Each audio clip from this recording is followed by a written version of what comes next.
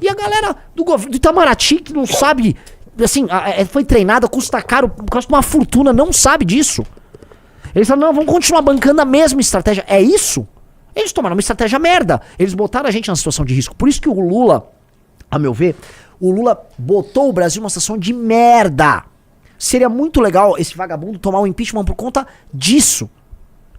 Pra perder direito político, pra ser marcado na história como um cara que tem um impeachment. Somos uma nação com um território gigantesco, mas com um comportamento e com pretensões de uma nação pequena.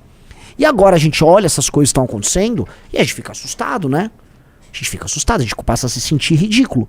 Que é o que eu vejo, quando eu vejo um governo como o americano, né, se comportando como tá por uma questão de negociação com blocos políticos internacionais, normalmente essa questão dos BRICS, tá? Falando em usar a OTAN para barrar a compra de material brasileiro, por exemplo, da Embraer, falando aqui de esse zoom que houve do GPS, que a gente sabe que não é execuível, mas é no mínimo, vamos dizer, um alerta e uma demonstração da nossa pequenez. Tudo isso, né, para além dessas questões de Alexandre de Moraes e tal, isso nos mostra como falta um projeto de nação pro Brasil. E 2, como quem nos administra hoje, que é esse grupo que quer ser vassalo da China e que na ânsia de romper com a lógica de política externa do Bolsonaro, vamos dizer, acelerou esse processo de absorção do Brasil por parte do grupo chinês, né?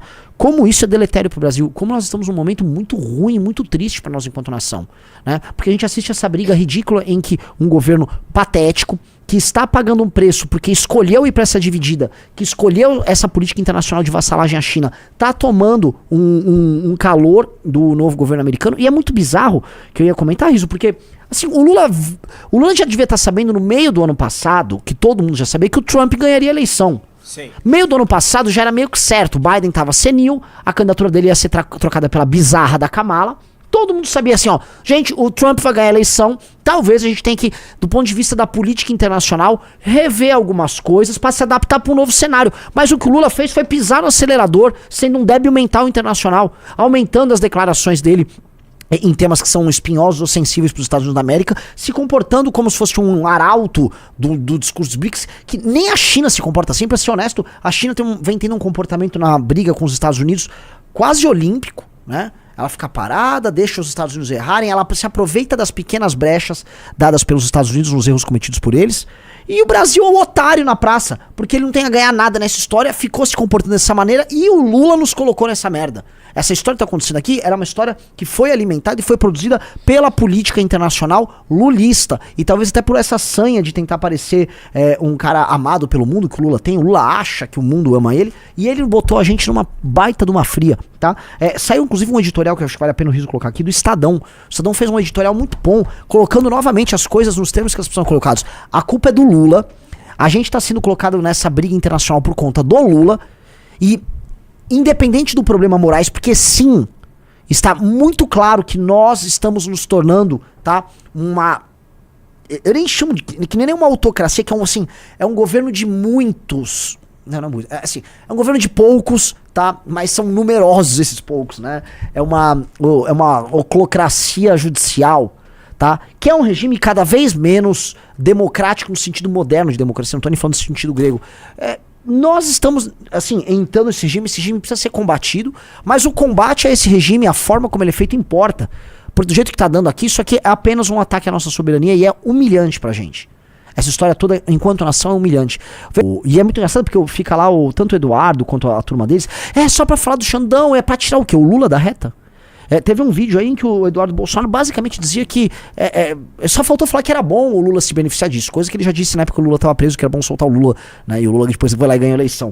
Mas assim, tá na linha, o Lula tá surfando, tá assim, ele está surfando, e você não vai viver as consequências disso, nem da surfada do Lula no Brasil, no aumento dos preços no Brasil, das consequências econômicas aqui, porque você tá nos Estados Unidos, e a gente foge da discussão sobre os erros que o próprio Lula vem cometendo na condução do Brasil, especialmente da política externa brasileira, que faz com que a gente esteja pagando esse preço, porque porrada do Trump viria contra nós, independente de qualquer coisa que envolve o senhor Bolsonaro. E até só pra entender aqui, Digite 1 se você acha que a porrada viria contra nós, independente da questão Bolsonaro. Ou 2 se você acha que essa porrada só veio contra nós por causa da questão Bolsonaro. É importante colocar aqui, até pra ver se tem pessoas que endossam a argumentação dos caras. Isso aqui não é um ataque contra você. Você pensa isso, beleza, tá? Eu discordo. E eu acho que os elementos se cruzam. Ou seja, haveria sanção de qualquer maneira, tá? Por conta da lógica de enfrentamento global que os Estados Unidos está colocando aos parceiros de BRICS, etc.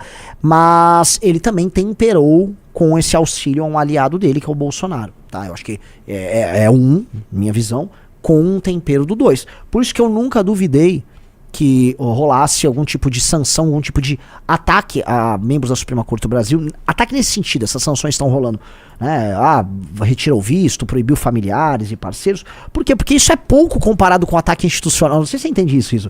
O ataque tarifário e o ataque de bloqueio que o Trump está querendo fazer é um arranjo geopolítico estratégico que foi montado pelo Brasil, um arranjo muito ruim tocado pelo Lula. Isso aí o ataque que ele está fazendo tem um dano muito maior do que, vamos dizer, punir esses ministros do STF que já são decisivamente anti-Estados Unidos, anti-empresas americanas, anti-governo Trump e são pró o governo atual. Tá? As sanções que o Marco Rubio anunciou e que incidiram sobre os ministros do STF são pequenas perto dessas questões comerciais. Né? Quando a gente viu aquela declaração, por exemplo, da OTAN de que o Brasil poderia ser punido por conta da aproximação dele com a Rússia e que a OTAN poderia punir e que material militar brasileiro deixaria de ser comprado por países da OTAN. Esse é um tipo de coisa que é muito mais grave institucionalmente, tá? E na seara internacional, para ser claro, e também comercialmente e para a vida econômica do Brasil, do que essas outras coisas, por mais que seja um ataque institucional também, mesmo se for aplicada aquela lei Magnitsky e tal, tá? Tô colocando isso porque naturalmente há sim esse trabalho, a gente nunca negou que houve essa proximidade, já havia essa proximidade entre os Trump e a família Bolsonaro, e que há um auxílio ao Bolsonaro que é um aliado, mas o Trump coloca o interesse do Trump acima de qualquer coisa. Primeiro, o interesse do Trump, segundo, o interesse da América, e terceiro, entra aí o interesse em seus próprios aliados, em beneficiar seus aliados, e eles estão beneficiando os Bolsonaro, que são de fato aliados deles. Então, nesse ponto, eu pessoalmente nunca duvidei, mas eu pondero, né, eu adequo isso a uma lógica de prioridades que precisa ser colocada aqui em tela para que a gente não fale besteira nesse jogo e nem leve as pessoas a erro. Veja só a matéria do Estadão, né? O Brasil paga a conta da imprudência de Lula. Sairá cara a decisão de Lula de alinhar o Brasil à China e à Rússia a pretexto de fortalecer os BRICS contra os erros de Trump. Mas há uma saída para evitar o prejuízo. Abandonar o bloco. Veja assim, é um editorial pesado, tá? Muito ainda pode ser dito sobre a responsabilidade de Bolsonaro, que para se livrar da cadeia e continuar com seu projeto golpista, fez lobby nos Estados Unidos para que o presidente Donald Trump viesse em seu socorro ao custo de inestimável prejuízo para a economia brasileira, ameaçada por um trai-face americano. Só por isso o nome de Bolsonaro já está gravado no panteão dos maiores traidores da pátria que esse país já viu. Caralho. Perfeito. Mas é verdade, gente, o Bolsonaro é um traidor da pátria. O que o Eduardo tá fazendo é usar uma nação estrangeira para interferir em benefício do grupo político do seu pai. Fazendo com que a nação brasileira, nos argumentos dele, porque eu sei que os Estados Unidos taxariam a gente de qualquer forma, isso precisa ser explicado, porque tem gente que falou, não, mas você falou isso, depois falou aquilo. Não, os Estados Unidos atacariam a gente institucionalmente de qualquer forma. Dito isso, uma pessoa ir lá pra fora e endossar esse tipo de sanção e querer tomar pra si a responsabilidade sobre a sanção, é em si a compostura de um traidor. Tá? Então, o primeiro parágrafo é muito pesado, mas ele não é mentiroso. Aí ele prossegue. Contudo, à medida que novas punições são anunciadas pelo governo americano contra o Brasil, torna-se óbvio que o objetivo de Trump vai muito além de ajudar o Bolsonaro. De resto, um sujeito absolutamente insignificante para os projetos de poder do presidente americano. Nisso eu vou discordar, tá? Ele é insignificante no todo. O Trump é o Trump, é o presidente da maior potência global. Agora, o Bolsonaro, ele é um aliado local. E é melhor para os Estados Unidos beneficiar um aliado local que pode ser importante na desconstrução de um bloco que envolve o seu inimigo geopolítico, que é a China. Então, sim, existe uma importância pequena. O Trump não perdi a cena com meu amigo Bolsonaro, estou muito tenso. Não. Está ficando cada vez mais evidente que o crescente ataque de Trump ao Brasil é, na verdade, parte de uma ofensiva contra os BRICS, bloco que, a despeito das fantasias globopetistas sobre alternativas de desenvolvimento, se presta exclusivamente a projetar o poder da China em contraste com os Estados Unidos e o Ocidente, tendo como subproduto o respaldo ao imperialismo da Rússia de Vladimir Putin. Isso ficou claro quando Mark Rutte, secretário-geral da OTAN, a aliança militar ocidental ainda liderada pelos Estados Unidos, avisou que os países do BRICS podem sofrer as sanções por parte do governo americano caso continuem a fazer negócio com a Rússia. A intenção de Washington é obrigar os parceiros russos do BRICS a pressionar Moscou a aceitar uma trégua na sua guerra contra a Ucrânia, como deseja Trump. Perfeito. Como se sabe, Trump ameaça castigar a Rússia com tarifa de 100% caso Putin não interrompa seus ataques à Ucrânia. A medida incluiria sanções secundárias contra países que fazem negócios com a Rússia. A ideia aqui é sufocar economicamente a Rússia, que conseguiu contornar as sanções aplicadas pelos Estados Unidos e Europa graças à manutenção do comércio com os parceiros BRICS. Sim, meus amigos, a China está... houve uma declaração recente, só para vocês entenderem, de diplomatas chineses alegando que é muito importante que a guerra na Rússia, que o atoleiro na Rússia e a Ucrânia continue, porque os Estados Unidos tiram o olho de Sauron dele, sabe o olho de Sauron, né? De Taiwan e do projeto de expansão política da China no leste do mundo, no Oriente, né? Então, é bom ficar lá naquele atoleiro. Então, eles precisam que a Rússia fique no atoleiro. E eles, ao mesmo tempo, com a Rússia precisando escoar sua produção, normalmente produção de commodities, isso ajuda a desdolarizar em certa medida o mundo, deixar o mundo fora dos sistemas pós Segunda Guerra Mundial, pós Bretton Woods, os sistemas globais de conversão de dinheiro, transferência de dinheiro, de consecução de negócios, né? Então, para a China foi interessante isso, e ficou demonstrado que a Rússia se manteve de pé, porque essa alternativa foi construída, e foi uma alternativa tão malandra, né? A gente conhece um pouco disso, conversando até com pessoas nossas que estão inseridas nesse mundo das commodities, que muito produto como gás nem tanto, mas petróleo russo foi refinado em outros lugares, navio russo em outro lugar, tal. Quando você viu, tava todo mundo comprando petróleo russo ou subprodutos de petróleo russo, e eles abasteceram o mercado global do mesmo jeito, tá? Ademais, a ofensiva contra os BRICS insere-se no objetivo maior de Trump, que é minar o poder da China. Para isso, escolheu o Brasil como saco de pancadas, um alvo fácil da sua limitada capacidade de reagir e de arregimentar a influência contra o seu. Não é só pela fraqueza, tá?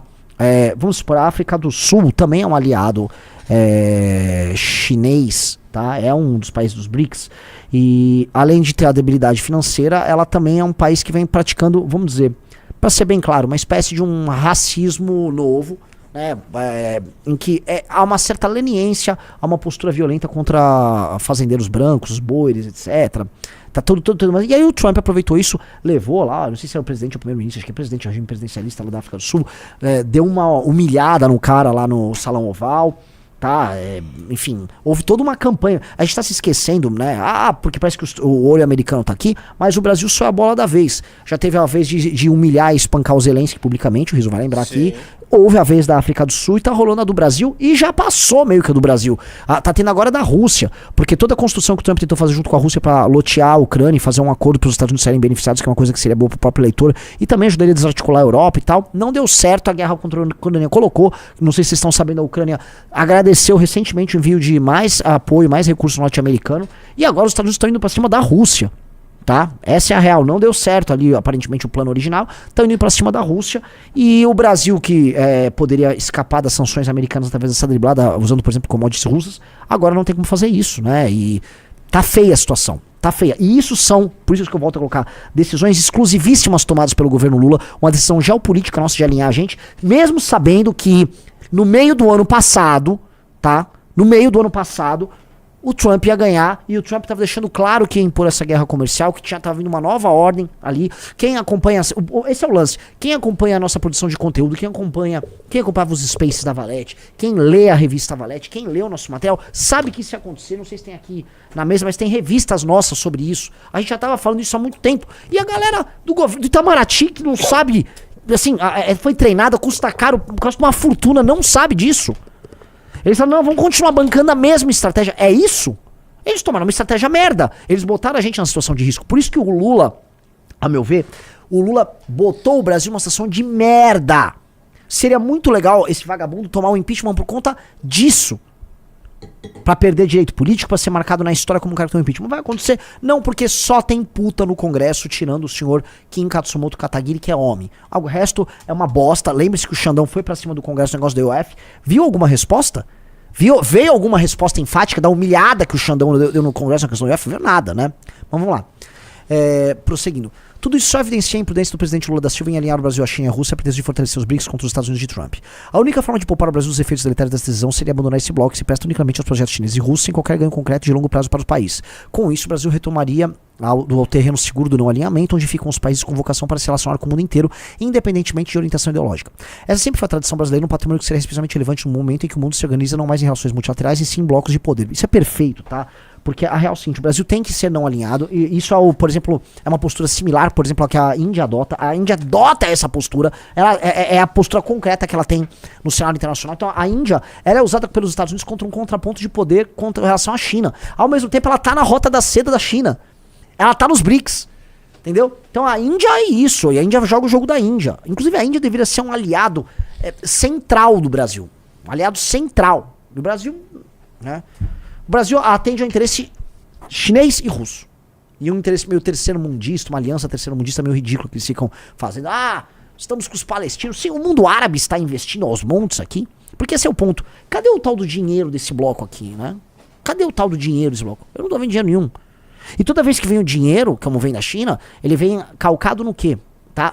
Numa eliminação de possibilidade do Brasil se tornar uma força regional concreta.